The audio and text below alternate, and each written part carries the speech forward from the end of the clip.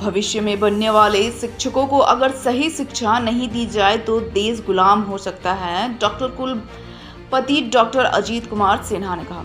भारतीय परंपरा और संस्कृति निरंतर चलने वाली प्रक्रिया, सरयू राय ने कही। भारतीय परंपरा और संस्कृति के संवर्धन में अध्यापक शिक्षिका की भूमिका के विषय पर आयोजित 2 दिवसीय नेशनल संगोष्ठी के समापन दिवस में कई शिक्षाविदों ने शिरकत किया।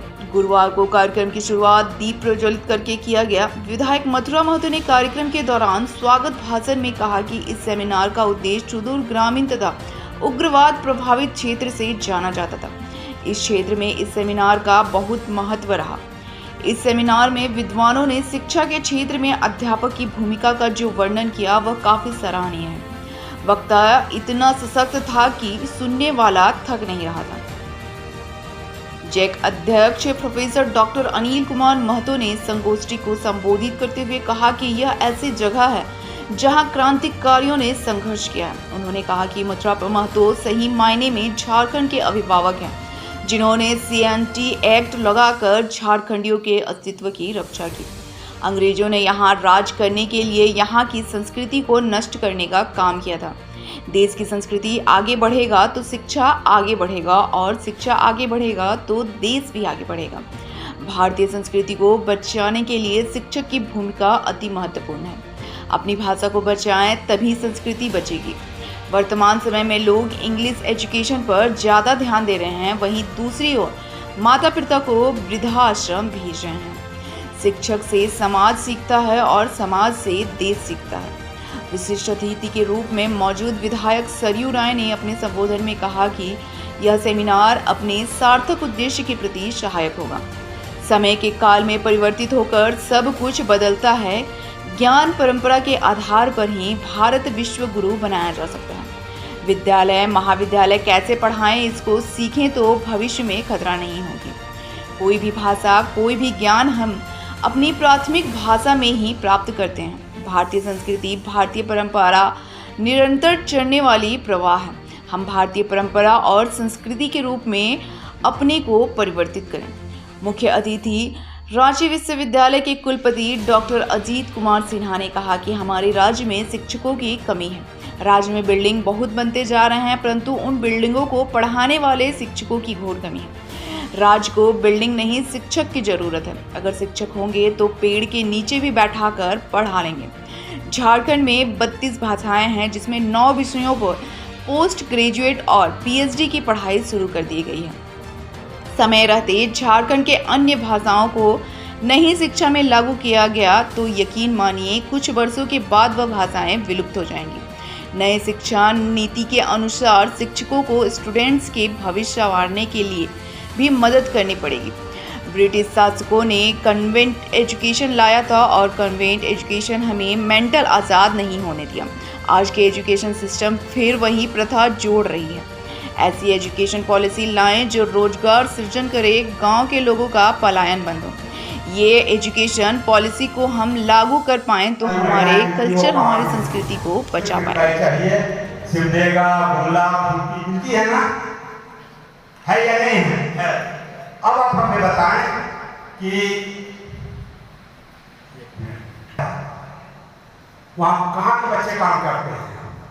अगर आप उनके गांव में उस महिला को 6,000-7,000 का भी पेमेंट दे देते हैं तो क्या महिला जाएगी गाँव में दिल्ली बम? 2 बहन है, 3 बहन है, नमन हो जाएगी, 4 पत्नी है, अगर 6,000-7,000 का वाले घर में 30 रुपये आ जाएगा ना, उसे कहीं जाने की जरूरत नहीं जाएगी नेवर। तो हमें इस रूप में इस एजुकेशन पॉलिसी को लेना है, इस रूप में एंटरप्रेन्योरशिप डेवलप करना है। आने वाले वक्त में हमारे लोग गाँव में रहना पसंद करें। एक गांव का बच्चा है, अगर हम उसको लैपटॉप को रिपेयरिंग सिखा दें, TV सिखा दें, मोबाइल रिपेयरिंग सिखा दें, और अगर वो अपने घर में बैठ के 5,000 रुपये भी कमा लेता है तो शहर जाएगा? नहीं जाएगा। ये मैं इसलिए बोल रहा हूँ कि जिंदगी भर में ट्राइबल एरिया में ही काम किया हूँ। मैं अपना करियर स्टार्ट किया था सिंहभूम से, और नागालैंड, मणिपुर, मिजोरम और अरुणाचल में हर जितना भी आप जानते हैं ट्राइबल स्टेट में सबकी सेंट्रल सर्विसेज में था। मैं बहुत घुमा हूँ, तो मैं ये फील कर रहा हूँ हर जगह पे यही चीज़ है किस तरह से अभी मैं उत्तराखंड में जो काम किया था, अब विश्वास नहीं करेंगे, पूरा का पूरा गांव खाली हो गया है। कंप्लीट पूरे गांव में एक व्यक्ति नहीं मिल रहे हैं, ये हालत हो चुकी है। इस कदर माइग्रेशन हो चुका है नौकरी के चक्कर में, क्योंकि वहाँ पर गांव में रोजगार नहीं है, उसको वहाँ डेवलप करने की जरूरत है। और ये एजुकेशन पॉलिसी को अगर सही रूप से लागू कर पाएंगे तो हम शायद इन चीज़ों को फिर से डेवलप कर पाएंगे। एक अच्छा कदम है। और साथ साथ क्योंकि जैसा कि और हमारे वक्ताओं ने बताया कि किस तरह से ये एजुकेशन पॉलिसी हमारे कल्चर को, हमारे रिलीजन को हमारे साथ जोड़ता हुआ जा रहा है। आपको हमारा हूँ जिनको 10 साल के बाद देश देने की बात कर रहा हूँ, अगर हमारे शिक्षकगण उनको प्रॉपर उनको इस देश का इतिहास का मतलब वो हमारा जो किताब मिडाल हिस्ट्री नहीं, उनको इस देश का इतिहास, कल्चर, रिलीजन, अगर सारी चीज़ें का उनको ज्ञान नहीं हुआ ना, तो उन्हें ये भी नहीं पता चल पाएगा 15 साल के बाद कि देश का भूगोल क्या था। मैं आपसे सही बोल रहा हूँ, इसलिए हम शिक्षकों की अभी बहुत बड़ी जिम्मेवारी बढ़ गई है। आने वाले वक्त में आपके साथ आपके कॉलेजेस को, आपके विश्वविद्यालय को कंपटीशन करना है, अवार्ड किया गया है, जो आज परीक्षा पक्षपात के रूप में जाने जाते हैं। तो कई बार होता है हम इस तरह से भ्रम में पड़ जाते हैं कि हमारा दादा हाथी रखते थे, तो सबूत क्या है कि हाथी का जो सीकड़ है वो हमारे घर में रखा हुआ है, ये प्रमाण है। तो अगर हम इस रूप में देखेंगे अपने भारतीय ज्ञान परंपरा को, तो समृद्ध ज्ञान परंपरा का जो हाथी है उसका सीकड़ ही हमारे पास रहे, उसको हम अपने मन में अपने व्यक्तित्व का हिस्सा नहीं बना सकेंगे। इसलिए भारतीय ज्ञान, भारतीय परंपरा एक सतत निरंतर चलने वाली चीज है। एक इस तरह से प्रवाह होता है नदियों का, जनों का, जिसमें निरंतरता रहती है, वह देशों के दायरे को नहीं मानता है और नदी निरंतर बहते रहती है, करते छल छल, जब तक हम उसमें अवरोध नहीं पैदा करते हैं। इसी तरह से जो भारत का समृद्ध ज्ञान है, परंपरा है, संस्कृति है, उसके रूप में हम अपने आप को विकसित करें तो अकस्मात हम पा जाएंगे कि हम उसके अनुरूप है, और वह है प्रकृति के अनुरूप होना।